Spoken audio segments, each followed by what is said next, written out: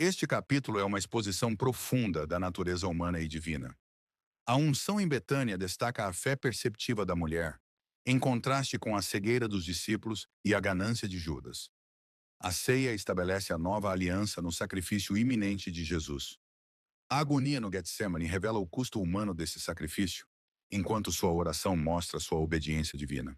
A traição de Judas e a negação de Pedro expõem a fraqueza e o pecado, mesmo entre os escolhidos.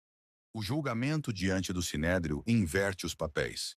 O verdadeiro juiz é julgado como blasfemo. A história caminha inexoravelmente para a cruz, mas a ênfase está na soberania de Jesus, que cumpre as Escrituras e entrega-se voluntariamente como o Cordeiro da Aliança. Evangelho de Marcos, capítulo 14.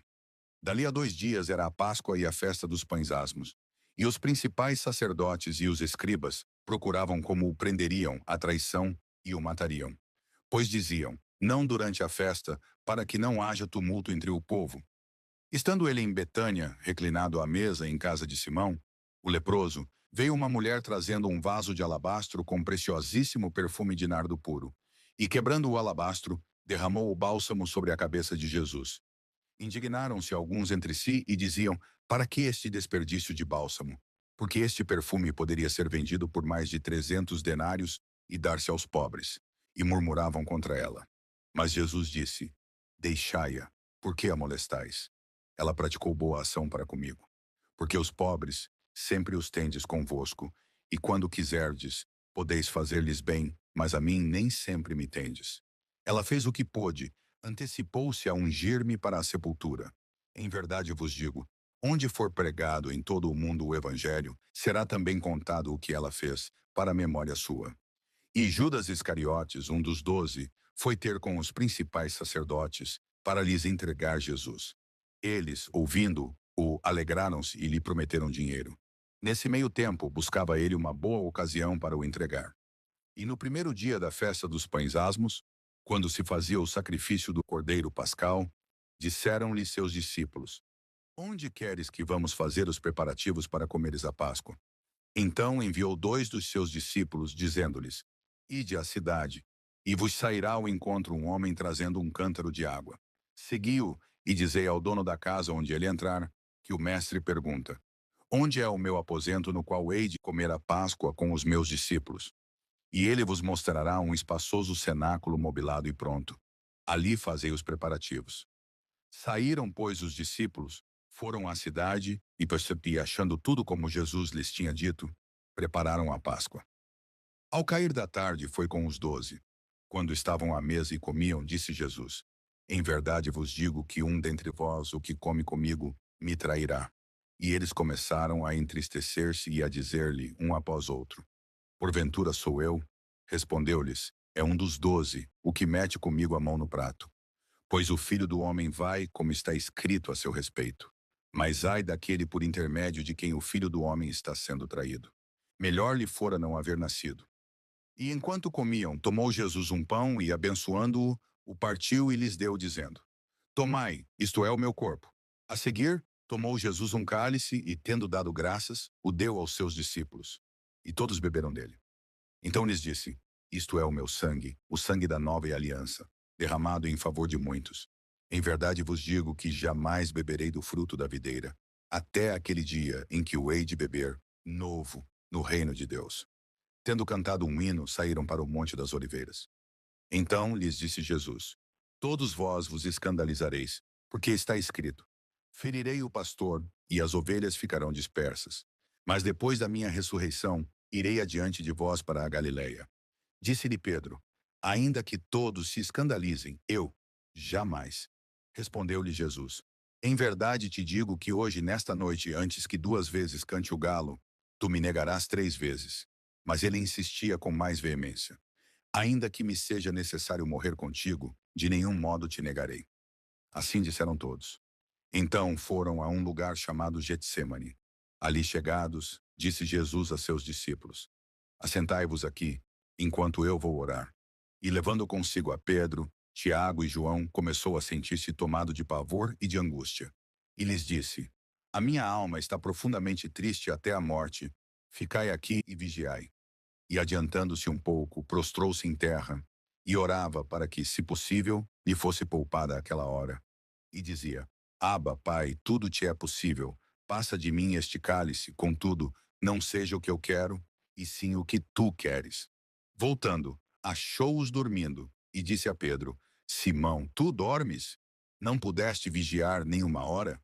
Vigiai e orai, para que não entreis em tentação. O espírito, na verdade, está pronto, mas a carne é fraca. Retirando-se de novo, orou repetindo as mesmas palavras. Voltando, achou-os outra vez dormindo, porque os seus olhos estavam pesados, e não sabiam o que lhe responder. E veio pela terceira vez e disse-lhes: Ainda dormis e repousais. Basta. Chegou a hora. O Filho do Homem está sendo entregue nas mãos dos pecadores. Levantai-vos, vamos. Eis que o traidor se aproxima. E logo falava ele ainda, quando chegou Judas, um dos 12, e com ele, vinda da parte dos principais sacerdotes, escribas e anciãos, uma turba com espadas e porretes.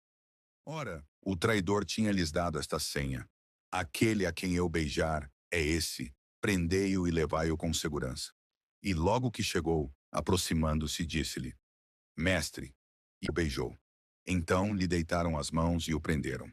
Nisto, um dos circunstantes, sacando da espada, feriu o servo do sumo sacerdote e cortou-lhe a orelha. Disse-lhes Jesus: Saístes com espadas e porretes para prender-me, como a um salteador? Todos os dias eu estava convosco no templo, ensinando, e não me prendestes. Contudo, é para que se cumpram as Escrituras. Então, deixando-o, todos fugiram. Seguia um jovem, coberto unicamente com um lençol, e lançaram-lhe a mão. Mas ele, largando o lençol, fugiu desnudo. E levaram Jesus ao sumo sacerdote, e reuniram-se todos os principais sacerdotes, os anciãos e os escribas. Pedro seguira-o de longe até o interior do pátio do sumo sacerdote, e estava assentado entre os serventuários, aquentando-se ao fogo. E os principais sacerdotes e todo o sinédrio procuravam algum testemunho contra Jesus para o condenar à morte e não achavam, pois muitos testemunhavam falsamente contra Jesus, mas os depoimentos não eram coerentes. E, levantando-se alguns, testificavam falsamente, dizendo: Nós o ouvimos declarar: Eu destruirei este santuário edificado por mãos humanas, e em 3 dias construirei outro, não por mãos humanas. Nem assim o testemunho deles era coerente. Levantando-se o sumo sacerdote no meio, perguntou a Jesus: Nada respondes ao que estes depõem contra ti? Ele, porém, guardou silêncio e nada respondeu. Tornou a interrogá-lo o sumo sacerdote e lhe disse: És tu o Cristo, o Filho do Deus bendito? Jesus respondeu: Eu sou.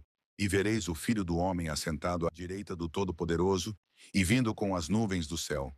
Então o sumo sacerdote rasgou as suas vestes e disse: Que mais necessidade temos de testemunhas? Ouvistes a blasfêmia, que vos parece? E todos o julgaram réu de morte. Puseram-se alguns a cuspir nele, a cobrir-lhe o rosto, a dar-lhe murros e a dizer-lhe: Profetiza.